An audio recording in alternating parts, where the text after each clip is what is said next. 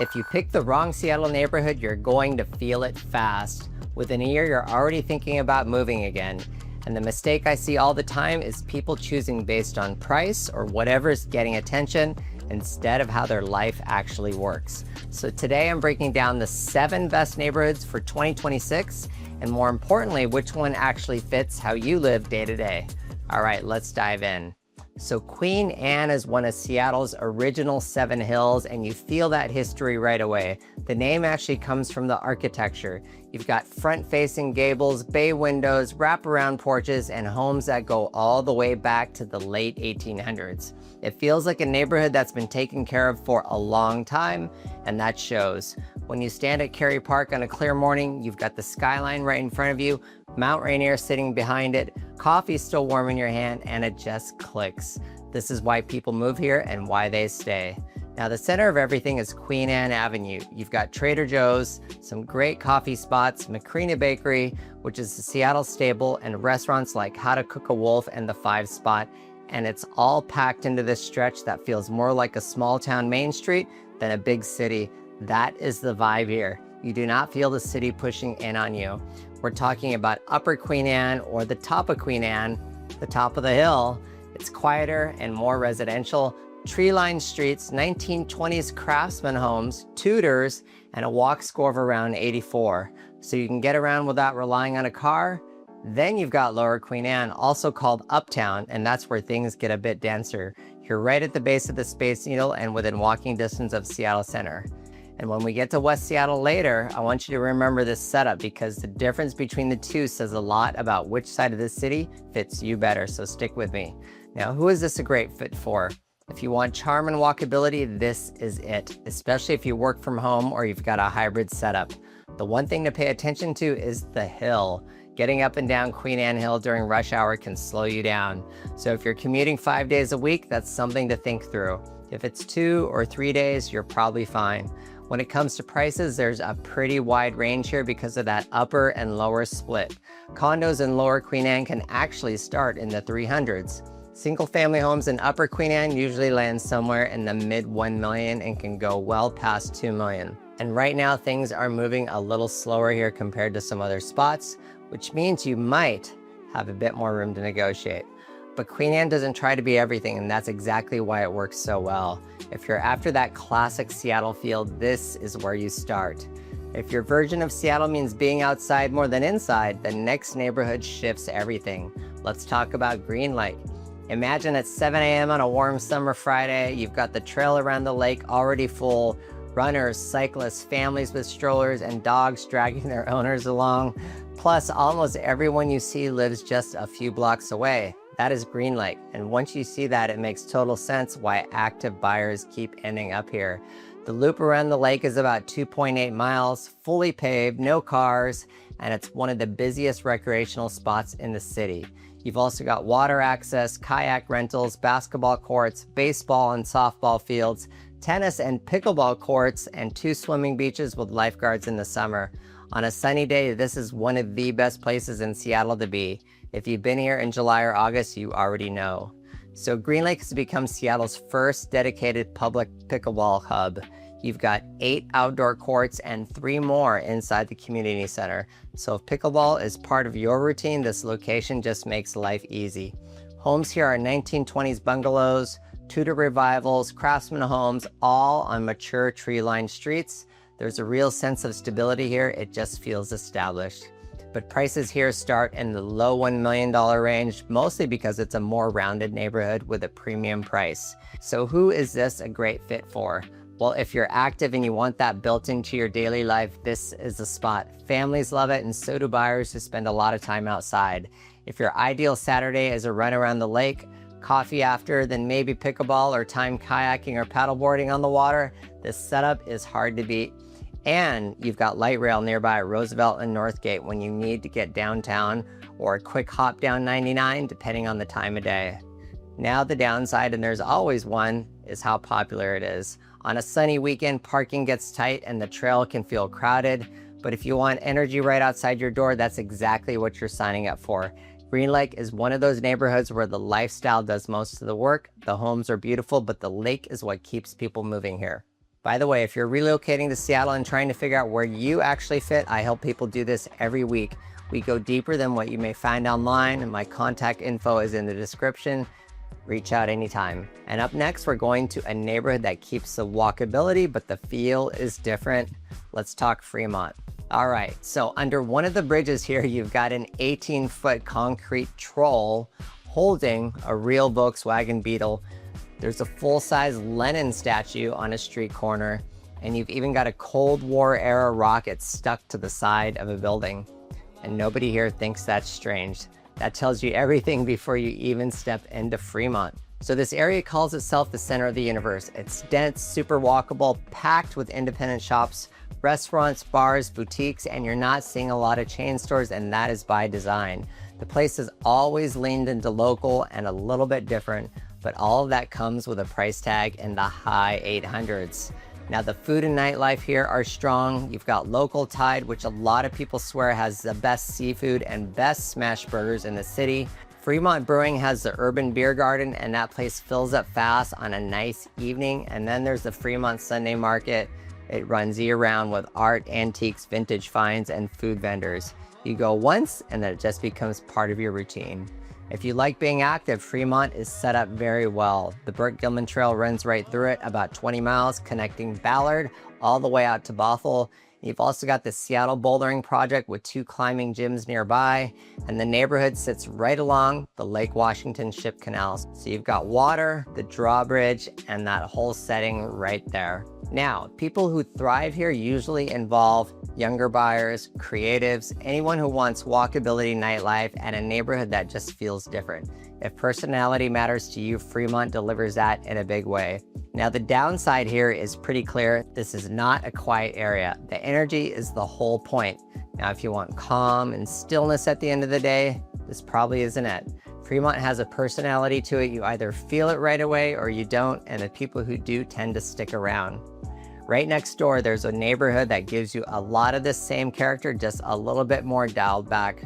Now, Wallingford sits near Green Lake to the north and Lake Union to the south. Same waterfront access, more walkable streets, beautiful historic homes, but the second you cross from Fremont into Wallingford, you feel the shift. It's quieter, slower, and just more settled, and for a lot of buyers, that's exactly what they want. The streets are lined with mature trees, 1920s craftsman homes, and it feels like a neighborhood that's been doing things right for a long time. Most of the restaurants and shops are along 45th Street. You've got the original Dick's Drive-In. First location opened back in 1954. Still a must if you're in Seattle. I just had a Dick's Deluxe the other day. Then you've got spots like Bizarro Italian Cafe, Kokaku Japanese, Pam's Caribbean Kitchen, and Molly Moon's. You could go out every night for weeks and still have new places to try. And when we get to West Seattle later, you'll see a similar feel, just taken at a much different angle. That comparison helps more than people expect, so stick with me. So Gasworks Park, right? It sits right on Lake Union at the south end of the neighborhood. You've got the old gas plant structures turned into a park, a huge hill where people fly kites, and some of the best skyline views in the city. On the 4th of July, this is one of the top spots for fireworks.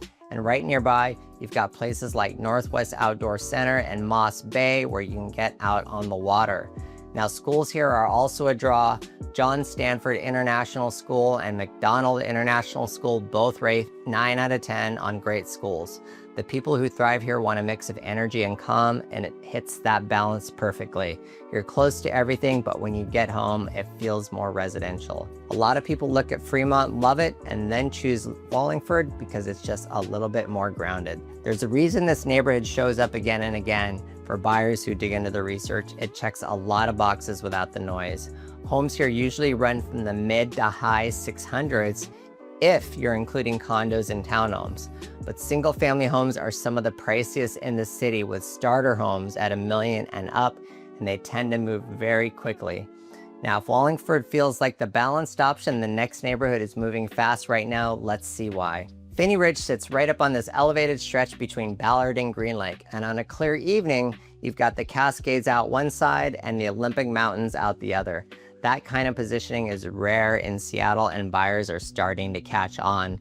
The main stretch along Finney and Greenwood is what makes this place easy to live in day to day. You've got Ben's Bread for pastries in the morning, Prost, a great German pub for a laid-back night with family or friends. All of it local, all unique, and it gives the neighborhood a real identity. There's so many more I could name, but let's just stop there. But when it comes to schools, the Whittier Elementary is a 10 out of 10, Greenwood a 9, and BF Day Elementary also a 9. So when you combine all of that with the views and the feel of the neighborhood, it starts to make sense why homes here are selling fast.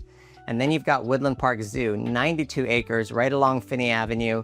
For families, that's basically an extension of your backyard. So who is this area for?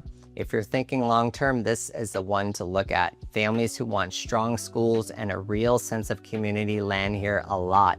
And you also get young professionals who want something a bit quieter than Ballard or Fremont, but still want to be able to walk to things. The neighborhood is for people who plan to stay. Median prices are in the low 1 millions, and these homes don't sit at all. In around 6 days, they're sold. Then there's Ballard. There's one spot in Seattle where you'll see a 4th-generation fisherman, a craft brewer, a tech worker pushing a stroller, and someone picking up heirloom tomatoes, all within a few steps of each other. That is Ballard, and somehow it all works. It started as a Nordic fishing village, Scandinavian roots, maritime industry, very working class. And even though it's changed a lot over the years, it hasn't lost that identity. You still feel it. Ballard Avenue has that cobblestone stretch, the brick buildings, and the sense that there's history underneath everything that's been added. So the Ballard Farmers Market runs every Sunday along that stretch, and it's been going on for over 25 years. Year-round, you've got produce, flowers, crafts, food trucks, and local vendors. It feels like a real community spot. You start seeing the same people, and it just becomes part of your routine. You've also got more than a dozen breweries and cideries, all within about a mile. Stoop, Rubens, Fair Isle, Great Notion, Urban Family. Most of them are dog friendly. A lot have food trucks or kitchens, and you can easily spend an afternoon walking from one to the next. That is built into the lifestyle here. And then you've got the Ballard Locks. It is the busiest lock system in the country, connecting Lake Union and Lake Washington out to Puget Sound. It's free to visit, and it never gets old. Now, Ballard sits only about 20 to 30 minutes from downtown, sometimes even less, sometimes more. And looking ahead, there are plans to bring light rail straight into Ballard, though that is still a ways out. So if you want options all around you, this is the spot to look at. Food, breweries, markets, water, culture, all in one place with a commute that still makes sense. Homes here usually range from the low 500s on the condo side to over $1 million for single family. Tons of townhomes if you want something in between. Right now the market has cooled just a bit, so compared to somewhere like Finney Ridge, you may have more room to negotiate. Everything is situational and case by case. Homes are still moving, but you've got a little bit more breathing space. Now, Ballard pulls off something not many neighborhoods can. It feels active, but still grounded. The maritime history keeps it from feeling overdone. The last neighborhood on this list might have you asking why you'd even need to leave it. All right, picture this. You drive over the bridge and the city just starts to fade behind you. The pace slows down, the streets open up, and then you look out at Puget Sound with the Olympic Mountains in the distance, and it hits you. People live like this every day. That is West Seattle, and a big part of the city has already decided this is where they want to be. Now, this is a peninsula separated from downtown by the Duwamish River, and that separation is actually the appeal. It feels like a coastal town that just happens to be part of Seattle. People move here and they stick around. Starting with Alki Beach, you've got 2.5 miles of waterfront, skyline views across Elliott Bay, mountains to the west, some of the best sunsets you'll see anywhere around here. In the summer, volleyball, bikes, families out by the fire pits, people just enjoying the water. It feels like a vacation, but it's right outside your door. Now, the main hub here is the West Seattle Junction, right around California Avenue and Alaska Street. You've got local restaurants, coffee shops, boutiques, Easy Street Records, the West Seattle Farmers Market every Sunday, and spots like Bakery Nouveau, Lady J, Mashiko. You're not missing anything here. Then you've got Lincoln Park, about 135 acres of old growth trees, trails, saltwater beaches, and the Coleman Pool, which is a heated saltwater pool right on Puget Sound. It's one of those places you go once and keep going back to. And when it comes to access, the West Seattle Bridge is fully open, so getting downtown is about 15 to 20 minutes outside of peak traffic. And in the longer term, light rail is planned, with service expected around 2032. All right, so who would love this area? Wide range, families, buyers who want more space, better views, and a strong sense of community. If you care more about lifestyle than being right in the middle of everything, this checks a lot of boxes. Now, that bit of separation is real. During rush hour, that bridge can definitely slow things down. But for most people, once they see what they're getting here, it feels like a fair trade. Homes' average sales prices is usually in the low 800s, but it all depends on the neighborhood. Premium neighborhoods start at well above $1 million. Prices have been trending up and homes tend to move within a few weeks. So it does lean a bit towards sellers right now, but times can change. It all depends on the time of year and when you're watching this video. Now, West Seattle is one of those places where once you're in it, you don't feel like you need much else. Now, choosing a Seattle neighborhood is actually a lifestyle decision first. The real estate comes with it. That's how I think you should approach it. Now, if one or two of these neighborhoods stood out to you and you want to see what's actually available there right now, reach out to me at hello@mwagnerteam.com. I can break it down for your situation this week and show you what makes sense. Reach out today. And once you've got that dialed in, check out the video right here below. I walk through which parts of Seattle are still seeing multiple offers and where buyers are getting 30 to 50 days of leverage. That difference changes how you approach everything. Thanks for watching. I'll see you on the next one.